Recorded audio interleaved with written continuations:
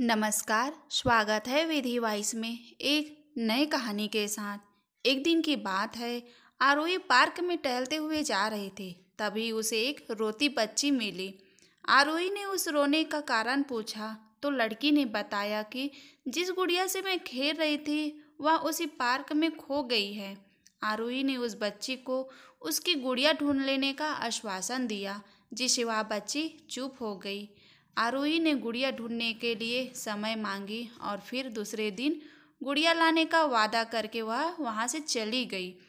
पर गुड़िया ना तो आरोही को मिली और ना ही उस बच्ची को। आरोही ने गुड़िया की तरफ से एक काल्पनिक पत्र उस बच्ची को लिखी और जब वह बच्ची पार्क में गुड़िया पाने के लिए आशा में गई तो आरोही ने उसे उस पत्र को पढ़कर सुनाया। पत्र इस प्रकार का था। कृपया रोना मत, मैं समय समय पर उस गुड़िया के बारे में तुम्हें लिखती रहूंगी, बस तुम रोना मत।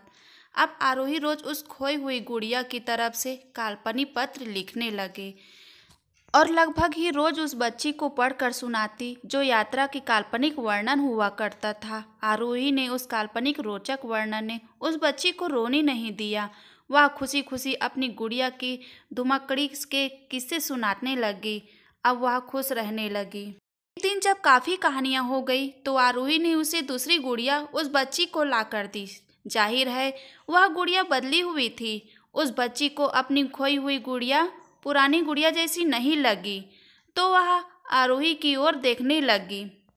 आरोही अनजान बनते हुए गुड़िया में चिपकी एक चिट को निकालकर पढ़ने लगी। उसमें लिखा हुआ था कि यह मैं ही हूँ, तुम्हारी वाली गुड़िया जो पार्क में खो गई थी।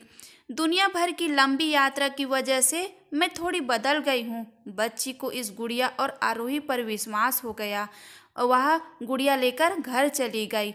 वर्षों बाद जब वह बच्ची बड़ी हो गई, एक दिन वह अलमारी में अपनी कुछ ढूंढ रही थी तो उसका ध्यान उसी गुड़िया पर गया जो आरोही ने उसे दी थी। बचपन की बातें याद करके वह हंसने लगी। उसे सब समझ आ चुका था कि आरोही ने कैसे उसका मन रखा। उसे उस गुड़िया पर फिर प्यार आने लगा। वह उसे बड़े गौर से देखने लगी।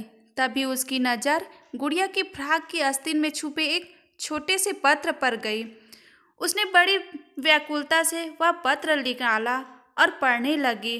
पत्र में संक्षेप में लिखा हुआ था, हर वह चीज़ जिससे तुम प्यार करती हो कभी न कभी तुमसे खो जाएगी, और जो तुम्हारे पास होगी वही तुम्हारे लिए सच्चे रूप में बनी होगी।